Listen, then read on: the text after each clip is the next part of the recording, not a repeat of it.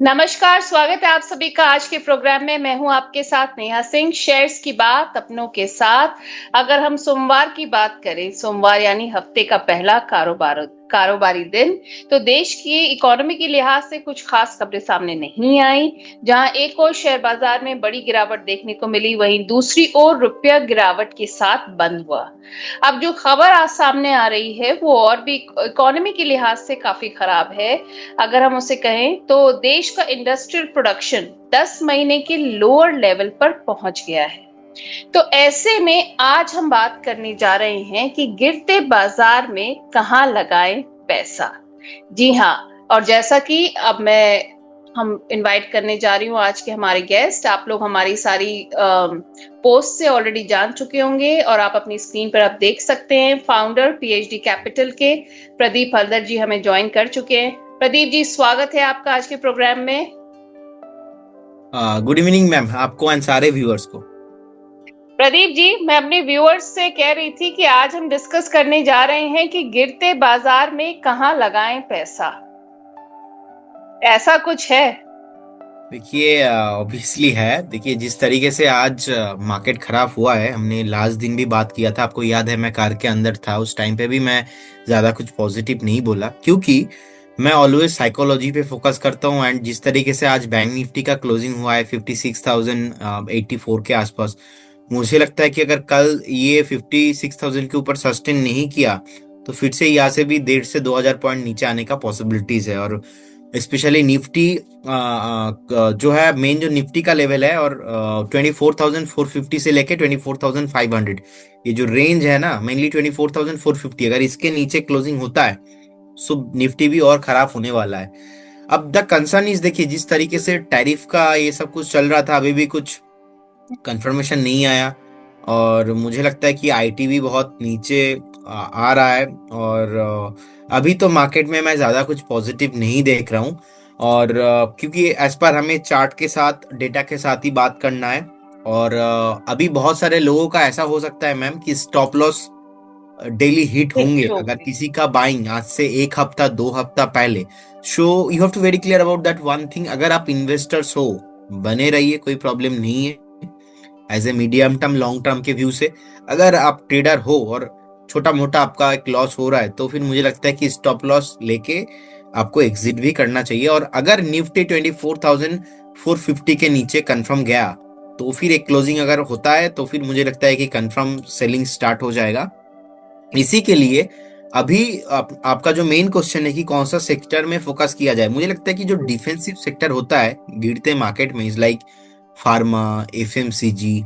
In fact pharma और FMCG भी नीचे आता है, लेकिन जिस तरीके से आज का मार्केट का मूवमेंट देखेंगे, फार्मा स्टॉक्स मैक्सिमम यहाँ पे रैली होने का चांसेस जो है ज्यादा है। सो फार्मा के अंदर मैंने लास्ट दिन ही आपको बताया था फोर्टिस हेल्थ केयर, ठीक है। देखिए, आज फोर्टिस हेल्थ केयर नीचे नहीं आया, ऑलमोस्ट 846 के आसपास आज का क्लोजिंग, तो बहुत ही अच्छा रहा है। तो कुछ फार्मा काउंटर्स एंड कुछ मुझे लगता है कि एफएमसीजी काउंटर्स, जहां पे अच्छा वैल्यूएशन के साथ अभी प्राइस चल रहा है, मुझे लगता है कि बहुत सिलेक्टिव होके आपको निवेश करना है। और जैसा कि मैंने आपको बार बार बताया था कि एटलीस्ट 25 से 30% कैश में बैठिए। अभी तो मेरा मानना है ऐसा है कि 35 to 40% एटलीस्ट कैश में बैठिए। 60% आपका जो पैसा है इन्वेस्टेड होना चाहिए, कुछ पैसा लॉन्ग टर्म के लिए निवेश होना चाहिए, और कुछ पैसा है शॉर्ट टर्म के लिए निवेश होना चाहिए। ऐसे करके आप एक खुद का रूल्स बना लीजिए, तो फिर मुझे लगता है कि मार्केट का जो जर्नी है और भी आसान होने वाला है आपके लिए। All right. So Pradeep ji, यानी कि अभी शॉर्ट टर्म में हम कोई रिलीफ मिलता हुआ या मार्केट को अपसाइड जाते हुए आप नहीं देख रहे हैं? देखिए, अभी भी जो मेजर ब्रेकडाउन है वो नहीं आया है, ठीक है। वो आने वाला है निफ्टी में 24,450 के नीचे। और जिस तरीके से लास्ट 2 एक दिन का सेलिंग है, 25,000 से बार बार एक बार सेलिंग प्रेशर देखने को मिल रहा है। ये एक बार नहीं हुआ, ऑलमोस्ट 3 से 4 बार हो चुका है कि 25,000 के ऊपर सस्टेन नहीं हो रहा है। सो कहीं ना कहीं एक हायर टाइम फ्रेम से बार बार सेलिंग प्रेशर देखने को मिल रहा है। So we need to respect the price actions, क्योंकि ऐसा तो नहीं होगा कि हर बार मार्केट ऊपर ही जाएगा। सो कभी कभी प्राइस करेक्शन भी हो जाता है। सो मुझे लगता है कि ना मैं अभी ज्यादा नेगेटिव हूं, ना मैं ज्यादा अभी पॉजिटिव हूं, मैं तो एक न्यूट्रल व्यू दे रहा हूं। लेकिन आपको एक वर्स्ट सिचुएशन के लिए प्रिपेरेशन रखना है, प्लान बी रखना है। मान लीजिए कल को अगर जो निफ्टी है अगर फिर से 22,000 में आ जाएंगे, फिर से 21,500 में आ जाएंगे, तो आपके पास प्लान बी क्या है? आपके पास कैश है, हाँ कि ना? सो अगर आंसर इज ना, तो फिर ये मार्केट मुझे लगता है कि थोड़ा टफ होने वाला है आपके लिए। दैट इज वाई मैं बोल रहा हूँ कि 35 से 40% कैश में बैठना बहुत इंपॉर्टेंट होगा। अगर आपके पास कैश होगा, जो अभी स्टॉक्स आपको दिखाई दे रहे हैं, यही सारे स्टॉक्स बहुत जो है डिस्काउंटेड प्राइस में आपको मिलेगा, तो उस टाइम पे आप एवरेज भी करके जा सकते हो, फ्रेश बाई भी करके जा सकते हो। तो उसके लिए एक बार आपको प्लान भी करना चाहिए। All right.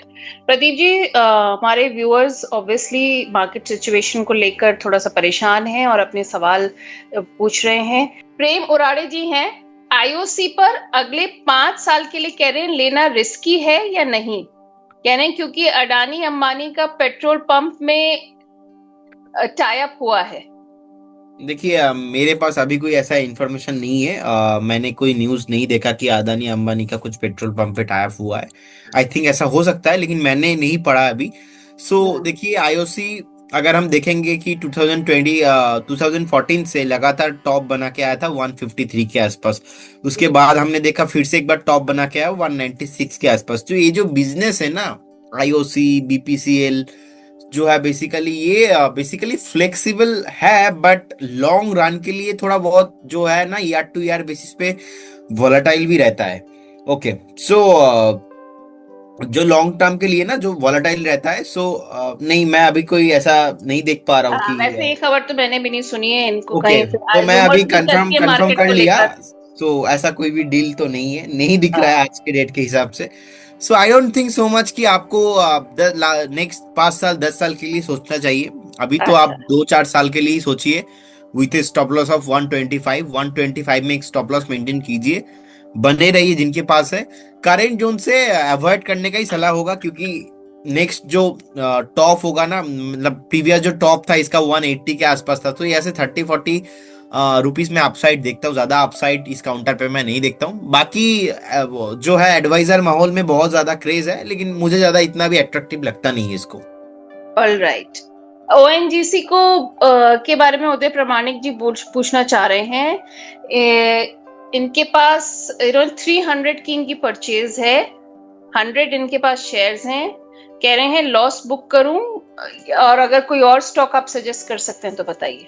देखिए मुझे लगता है कि आपको लॉस बुक करने की जरूरत नहीं है, फंडामेंटल तो अच्छा है। प्रॉब्लम ये है कि इतना ज्यादा डिस्कशन होता है ना, कोल इंडिया, ओएनजीसी, आईओसी जैसे स्टॉक्स, तो न्यू रिटेलर थिंक अभी तो चलने वाला है, लेकिन ये स्टॉक चलता नहीं है इजीली, क्योंकि अच्छा है fundamentally. It will take few years चलने के लिए लगता है, ऐसा इमीडिएटली नहीं चलता है ऐसे स्टॉक्स। सो वो आपको इन्वेस्ट करने से पहले एक बार देखना होगा कि आपका क्या गोल है। अगर आपका गोल है शॉर्ट टर्म, तो उसके अकॉर्डिंग आपको इन्वेस्ट करना पड़ेगा। लेकिन आपका गोल है शॉर्ट टर्म और आपने किसी को सुन लिया और आपने इन्वेस्ट कर दिया ओएनजीसी आईओसी में, और देन यू एक्सपेक्ट कि ये 2 महीना हो गया नहीं चल रहा है, 2 महीने 6 महीने में नहीं चलता है ओएनजीसी जैसे स्टॉक्स, तो मुझे लगता है कि अभी 205 का एक स्टॉप लॉस मेंटेन कीजिए, बने रहिए आप। ऐसा तो ऐसा ज्यादा कुछ प्रॉब्लम मुझे नहीं दिखाई दे रहा है। और अगर बाकी अगर इन्वेस्ट करना है, तो मैंने लास्ट दिन भी बताया था आपको, फोर्टिस्ट हेल्थ केयर मुझे अच्छा लगता है। और देखिए जिस तरीके से यहाँ पे रिटर्न जनरेट हो रहा है, मुझे लगता है कि कमिंग डेज में भी और हायर प्राइस यहाँ पे पॉसिबल है। और एक स्टॉक है स्टार, STAR, तो मुझे लगता है कि इसका प्राइस अभी चल रहा है 922 के आसपास। आज सुबह ही मैंने अलग अलग अलग मीडिया पे बात किया था, उस टाइम पे प्राइस हो रहा था 935 938 के आसपास, 940 के अराउंड। सो वैसे 20 रुपीज थोड़ा बहुत नीचे आया है, लेकिन मुझे लगता है कि एक जस्ट हेल्दी करेक्शन है। जिस तरीके से फार्मा सेक्टर में पॉसिबिलिटीज है, मेरा पीक रहेगा Fortis health care and star जैसे तो कंपनी। स्टार सिर्फ स्टार है या पूरा नाम कुछ और है? नहीं, स्टैडिस फार्मा लिमिटेड है, ठीक है। तो अच्छा। फुल फॉर्म है, शॉर्ट फॉर्म है STAR। ओके। तो अभी 922 के आसपास चल रहा है। मुझे लगता है कि आप एक बार 875 का एक स्टॉप लॉस मेंटेन कीजिए, 875 ओके। का एक स्टॉप लॉस के साथ बने रहिए, करंट जोन से बाय करके जा सकते हो। इसमें आपको एक बार 1150 से लेके 1200 का भाव नेक्स्ट 4 से 5 महीने में पॉसिबल है। All right. प्रदीप जी, नितेश सारंगी जी हैं, कह रहे हैं SDBL मेरे पास जो बाइंग मेरा प्राइस है वो है 163। आपकी क्या सलाह रहेगी, होल्ड करूं या एग्जिट कर जाऊं? देखिए HDVL ऑलरेडी ऊपर भी आया था 175 तक, और आप ही के शो में हमने बहुत पहले कॉल दिया था, उस टाइम पे प्राइस था 158 के आसपास, उसके हम्म। बाद हमने देखा 175 के आसपास गया। HDVL का स्टॉप लॉस होना चाहिए सीधा सीधा 137 ओके। 138। सो 138 के आसपास एक स्टॉप लॉस मेंटेन कीजिए, बाकी बने रहिए, लेकिन बहुत वॉलेटाइल है। अगर यहाँ से ऊपर जाना है तो पहले 170 क्रॉस करना पड़ेगा, और जिस तरीके से मार्केट का बिहेवियर अभी है, आई डोंट थिंक ये इमीडिएटली होने वाला है। तो वंस हम्म। 37 का एक स्टॉप लॉस के साथ बने रहिए। चार्ट वीकली बेसिस पे, मंथली बेसिस पे, डेली बेसिस पे अभी भी अच्छा ही है, कुछ खराब नहीं हुआ है। ऑलराइट, चलिए, पॉजिटिव व्यू आप इसको लेके भी रख रहे हैं, स्टॉप लॉस आपने बता ही दिया है। निशांत जी हैं, कह रहे हैं sir good evening, I have tube investment share और मेरा बाइंग प्राइस है 3014 का, 3014, और पावर ग्रिड के बारे में पूछ रहे हैं पर उसके पर बाद में आएंगे। ओके, देखिए अभी 2821 के आसपास चल रहा है, मुझे लगता है कि ये स्टॉक और थोड़ा नीचे आने की पॉसिबिलिटीज है। 2550 उससे पहले तो कोई ज्यादा सपोर्ट मुझे नहीं दिखता है। और ठीक है, लिक्विड है, अच्छा कंपनी है, ऐसा सच कुछ प्रॉब्लम नहीं है। लेकिन अगर आपको एक स्टॉप लॉस अगर मेंटेन करके चलना है तो 2550 के आसपास एक स्टॉप लॉस होगा। फिलहाल एक बार फ्रेश बाई करने से अवॉइड कीजिए। 200 वीकली मूविंग एवरेज प्राइस के नीचे चल रहा है, और वो बहुत पहले ही ब्रेक हो गया था, ऑलमोस्ट 3850 के आसपास। और अगर हम 200 डेली मूविंग एवरेज देखेंगे, वो भी 2980 के आसपास वो ब्रेक हो चुका है। एंड आपको पता ही है, कोई भी स्टॉक अगर 200 डीए में ब्रेक हो रहा है, मतलब उसके साथ क्या क्या हो सकता है। तो अभी चलने का टाइम नहीं है टीवी इन्वेस्टमेंट। तो जिनके पास है, आप चाहो तो एक बार एग्जिट भी करके जा सकते हो। मुझे लगता है कि 2500 से पहले, 2550 से पहले इसका सपोर्ट नहीं है। अभी 2820 के आसपास चल रहा है, तो यहाँ से भी और 300 320 पॉइंट नीचे आने का पोटेंशियल है। ओके। ट्यूब पावर ग्रिड के बारे में निशांत जी पूछ रहे हैं, इनका बाइंग रेट है 306 का। ट्यूब पावर ग्रिड, क्या ट्यूब बोला? नहीं, power grid, power grid. Okay okay okay, power grid okay. देखिए अभी बेसिकली 291 के आसपास चल रहा है, एंड पावर सेक्टर उतना अभी चला नहीं है, तो मुझे लगता है कि 280 शॉर्ट टर्म के लिए एक स्टॉप लॉस होना चाहिए, जो कि हिट होने वाला है। अगर आप 280 करोगे तो definitely possible to hit the stop loss.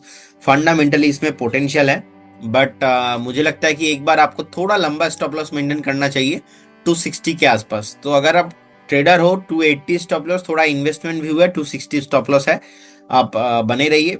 अभी तो मार्केट थोड़ा नीचे आने वाला है, अगर नीचे आता है तो उस केस में आपका 260 स्टॉप लॉस बहुत काम पे आने वाला है।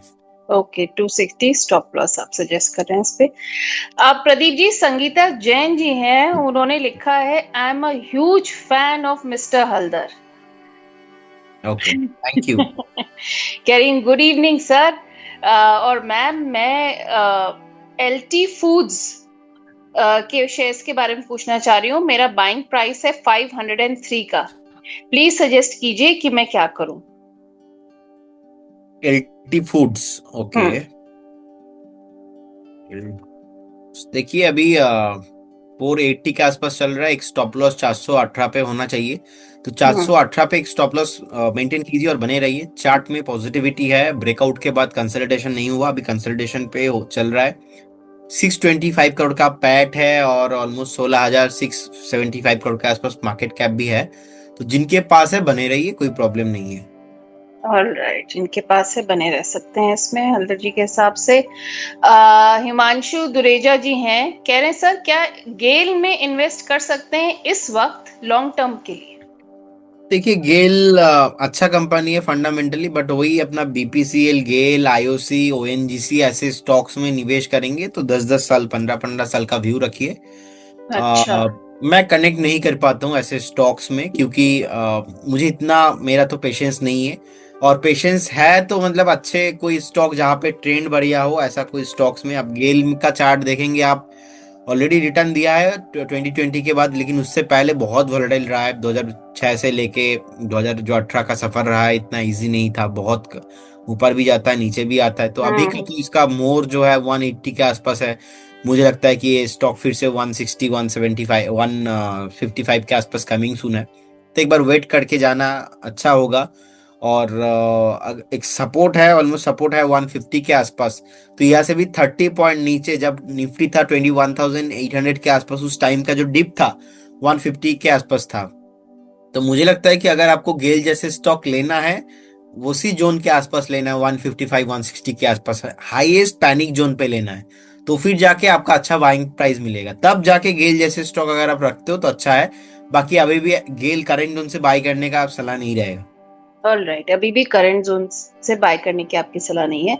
शादाब जी हैं, कह रहे हैं मैम आप दोनों को मेरा आदाब। मैम मेरे पास GRSE के शेयर्स हैं जिसमें मेरे को लॉस हो रहा है। मेरा बाइंग प्राइस है 2790 का।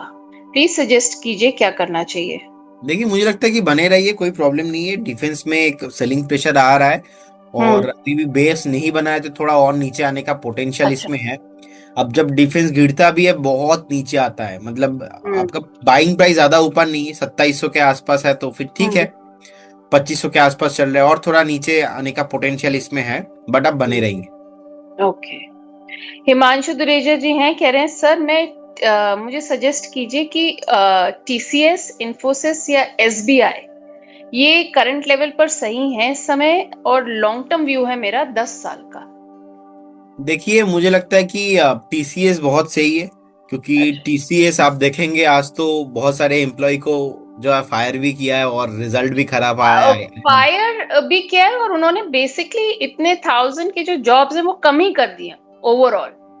इससे वैकेंसी ही पहले भी बंद हो किया गई था, है। आज से 6-8 महीना पहले भी किया था। सो ये क्या हुआ ना, अब देखो, इसीलिए स्किल डेवलप करना बहुत स्किल है, बहुत मतलब इम्पोर्टेंट है। जिनके पास स्किल नहीं है ना, वो उनके लिए कमिंग डेज में जॉब में सरवाइव करना बहुत सरवाइव मुश्किल है, करना क्योंकि मुश्किल AI आ चुका है, Web3 आने वाला है। है। सो जिनके पास वो स्किल सेट नहीं होगा, उनका तो जॉब जाने वाला है। तो इसीलिए जॉब के साथ ऐसा कोई स्किल डेवलप कीजिए। अगर AI भी आ जाएगा तो उसमें ह्यूमन टच चाहिए। तो अब मुझे डेफिनेटली समय के साथ one must always keep up with the times और never rely on one thing solely. One should have few 3-4 I think options। मुझे अभी आपका एग्जांपल याद आ रहा है, लेकिन मैं नहीं बताऊंगा कुछ यहाँ पे। बिल्कुल नहीं। बट अच्छा है, मुझे लगता है कि देखिए TCS बहुत अच्छे लेवल पे आपको मिलेगा। अभी 3079 के आसपास है, डे लो के आसपास ही ऑलमोस्ट क्लोजिंग हुआ है। मुझे लगता है कि और अगर 150 पॉइंट नीचे आपको मिलता है, मतलब 2850 से लेके 2800 के आसपास मिलता है, तो आप बाय ऑन डिप करके जाइए TCS को। ऑलराइट, TCS, बायोनडेप, इन्फोसिस और SBI के अभी और आप सोच रहे हैं कि कंसोलिडेट हो? इन्फोसिस मुझे लगता है कि और नीचे आना अच्छा। पॉसिबिलिटीज है, यहाँ से भी और 100-200 पॉइंट नीचे आने का बाकी है। और SBI मुझे लगता है कि बैंकिंग काउंटर तो अभी नीचे नहीं आया उतना PSU, तो SBI भी नीचे आना पॉसिबिलिटीज है। तो SBI के ऑलराइट। लिए बेटर है जोन रहेगा 740 730। अभी लग रहा है कि इतना नीचे आएगा क्या, पॉसिबिलिटीज है, आपको सोच रखना पड़ेगा थोड़ा बहुत नीचे का, हाँ। अभी जाके अच्छा वैल्यूएशन मिलेगा। देखिए, यहाँ पे ना दो चीज है मैम। एक हाँ। चीज है, अभी मान लीजिए हमने बताया कि नहीं इतना नीचे आपको नहीं, जैसे कि स्टेट बैंक ऑफ इंडिया अभी चल रहा है 797 के आसपास, हम्म। आपके लिए बेटर आइडियल प्राइस हो सकता है 740 730। सो नाउ हम्म। मेनी पीपल थिंक अरे यार ये 740 आएगा क्या। हम्म। ऑब्वियसली पॉसिबल है, इम्पॉसिबल कुछ भी नहीं है। अगर 740 नहीं आता है तो कुछ प्रॉब्लम नहीं होने वाला ना। अगर 740 हम्म। मान लीजिए आ आप गया। आ जाता है, उस टाइम पे आपके पास पैसा नहीं है, तो फिर जाके ज्यादा हाँ। प्रॉब्लम हो सकता है आपके लिए। तो एक बार वेट करके जाइए, क्योंकि मेक और ब्रेक लेवल के आसपास निफ्टी है। नेक्स्ट 2 से 3 दिन का क्लोजिंग बहुत इंपॉर्टेंट होने वाला है। हाँ, सो आप कह रहे हैं नेक्स्ट 2-3 डेज क्रूशियल हैं, एक क्लोज एग्जैक्टली बहुत और मैंने आपको रखने की फ्राइडे भी जरूरत है। बताया था, मैंने आपको फ्राइडे या तो सैटरडे जब भी हमने शो किया था तभी मैंने राइट। बताया था हाँ। कि नेक्स्ट 2 से 3 दिन बहुत इंपॉर्टेंट होने वाला है। क्योंकि देखिए साइकोलॉजी है ये, आप टेक्निकल को भूल जाइए थोड़ा टाइम के लिए फंड, क्योंकि जो many people follow the technical they are trapped right now. तो फंडामेंटल भी देखेंगे तो एक टाइम पे टेक्निकल फंडामेंटल काम नहीं आता, ह्यूमन साइकोलॉजी, स्टॉक मार्केट की साइकोलॉजी काम आता है। हाँ। मार्केट इतना ऊपर आया है, आपको क्या लगता है मार्केट और फिर से नीचे नहीं आएगा? डेफिनेटली नीचे हम्म। आएगा मार्केट। इनफैक्ट मैं तो ये भी आपको बता रहा हूं, अगर मार्केट 23,000 के ऊपर सस्टेन कर गया, तो फिर तो आपको पर में एक बार आपको 28,000 29,000 देखने को मिलेगा। लेकिन अच्छा। पैनिक जो सिचुएशन है ना, उतना भी पैनिक नहीं आया है। मतलब ये स्टॉक मार्केट है, यहाँ पे पैसा कमाना इतना आसान नहीं है। वो आपको बिल्कुल। इतना रुलाने वाला है, जितने भी आपका पोजीशन है सबका स्टॉप लॉस काटने वाला है। तो उसके लिए एक बार प्रिपरेशन जो है एटलीस्ट 20% तो आपके पास कैश होना चाहिए।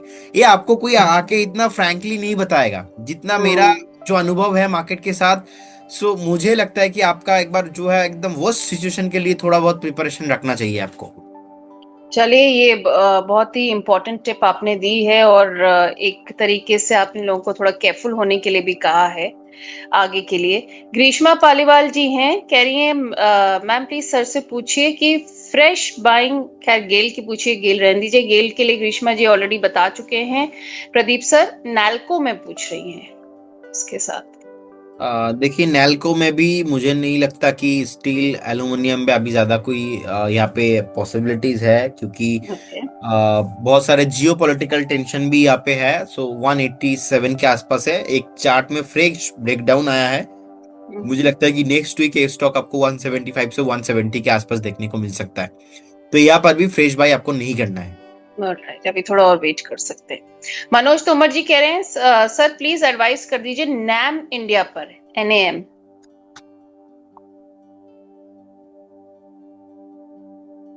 ओके, ये काउंटर चलेगा क्योंकि इनका बिजनेस बहुत बढ़िया है। निपॉन लाइफ इंडिया AMC, और AMC बिजनेस इंडिया में और ज्यादा ग्रो करने वाला है। अगर मैं नेक्स्ट 4 से 5 साल का एक व्यू दे दूं आपको, तो मुझे लगता है कि ये बिजनेस चलने वाला है। 793 के आसपास चल चल रहा है, मुझे लगता है कि ज्यादा नीचे नहीं आएगा, 760 मैक्सिमम 750। ओके। तो आप एक बार जो है सोच रखिए, कभी भी थोड़ा बहुत डीप मिलता है आप अच्छा खासा बाइंग करके जाइए निपॉन लाइफ इंडिया AMC को।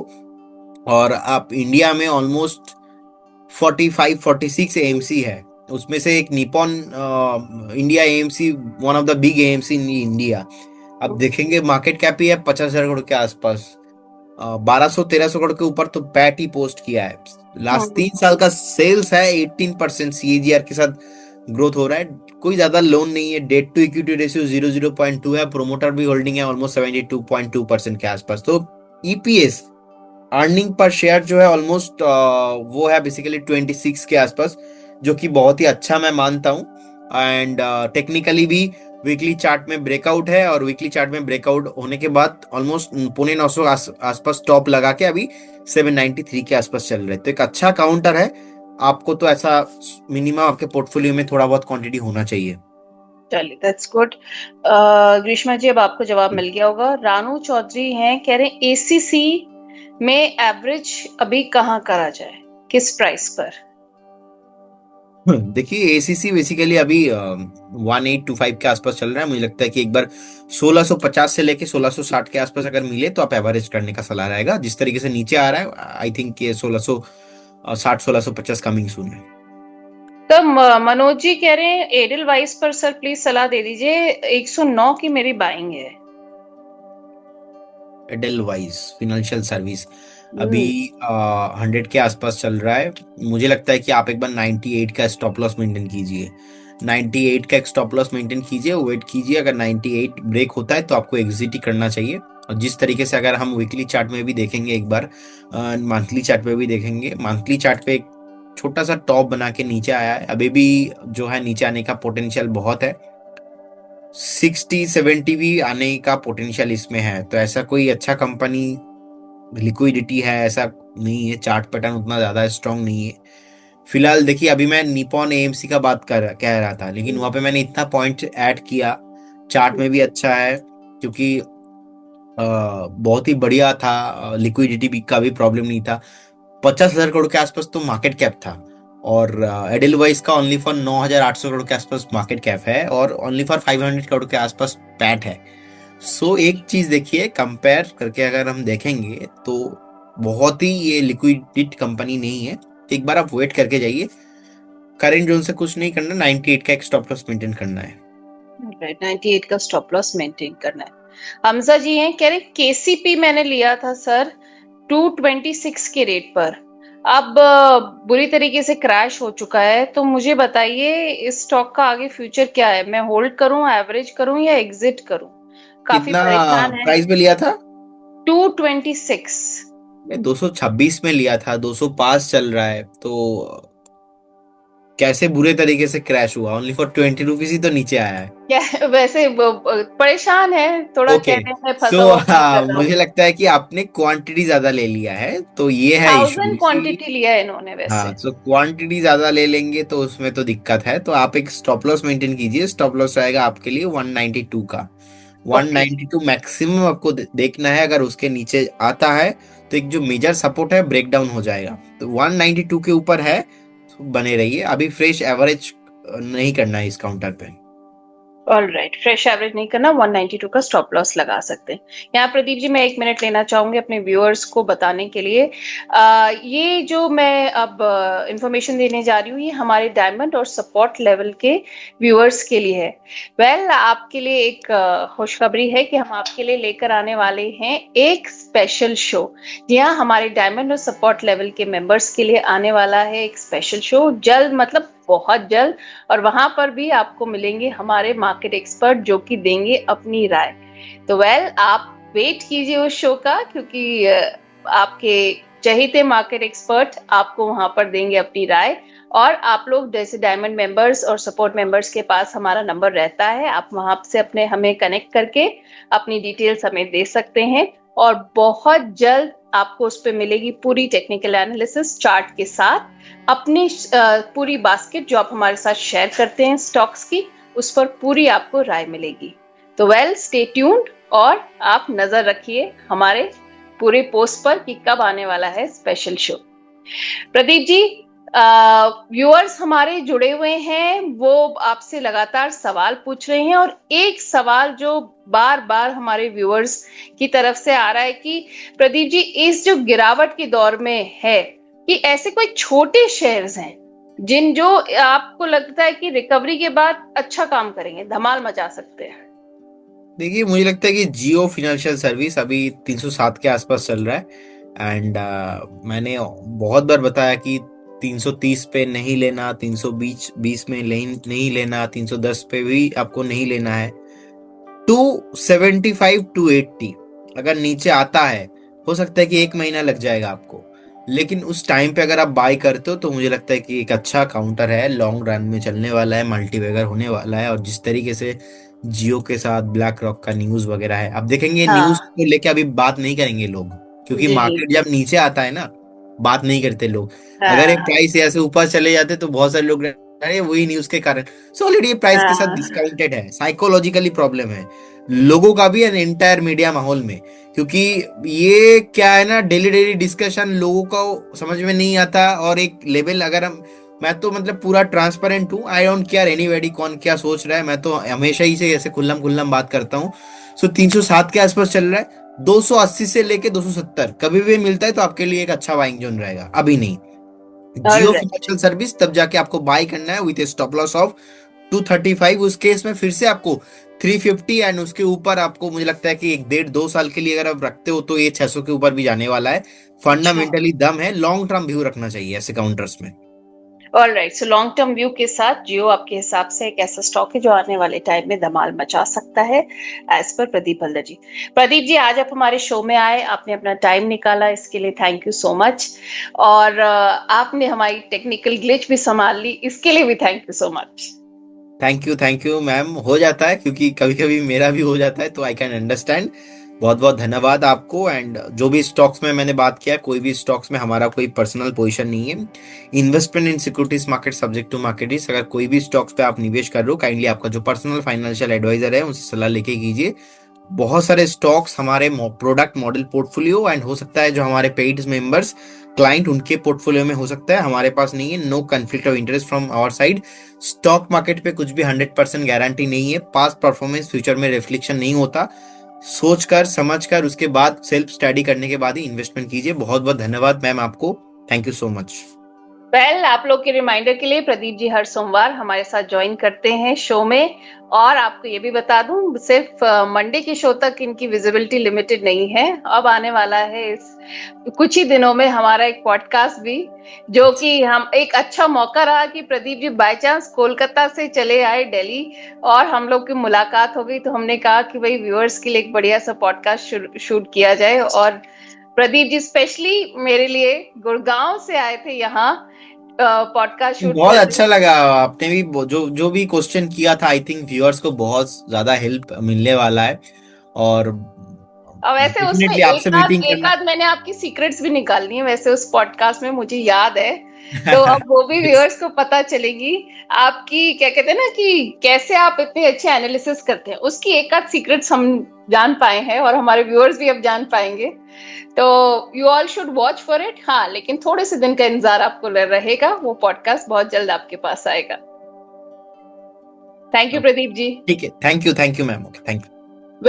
अब मैं आप लोगों को एक और बात बता दूं, जैसा कि मैंने थोड़ी देर पहले आपको कहा कि हम अपने डायमंड और सपोर्ट लेवल के मेंबर्स के लिए लेकर आने वाले हैं एक स्पेशल प्रोग्राम। जी हाँ, वो स्पेशल प्रोग्राम आने वाला है आपके चहीते, एक आपके बहुत चहीते मार्केट एक्सपर्ट हैं, उन्हीं के साथ हम लेकर आने वाले हैं, टेक्निकल एनालिसिस के साथ, चार्ट एनालिसिस के साथ, बढ़िया सा डायमंड और सपोर्ट लेवल के मेंबर्स के लिए उनकी स्टॉक बास्केट की पूरी एनालिसिस। जी हाँ, जो आपके सवाल हैं, जो आप हमें भेजते हैं हमारे डायमंड मेंबर्स के पास, हमारे सपोर्ट मेंबर्स के पास, DRS इनसाइट्स का जो नंबर है जिस पर हम कांटेक्ट करते हैं, उसके बाद आपके सवाल हम इकट्ठे कर कर उसमें एनालिसिस कर कर और वो सेगमेंट वाइज आएगा। और बहुत जल्द यानी बहुत जल्द आपके पास वो प्रोग्राम आने वाला है जिसको हम कहेंगे मार्केट की मास्टर क्लास। तो मास्टर क्लास मास्टर के साथ होती है अटेंड, वो रहेगा सरप्राइज और बेनिफिट रहेगा हमारे डायमंड और सपोर्ट मेंबर्स के लिए। तो फिर भाई इंतजार किस बात का, लीजिए हमारी डायमंड मेंबरशिप, कीजिए हमारी मास्टर क्लास को अटेंड, और आप हमें सपोर्ट भी कर सकते हैं DRS सपोर्ट के साथ। Thank you so much for watching today.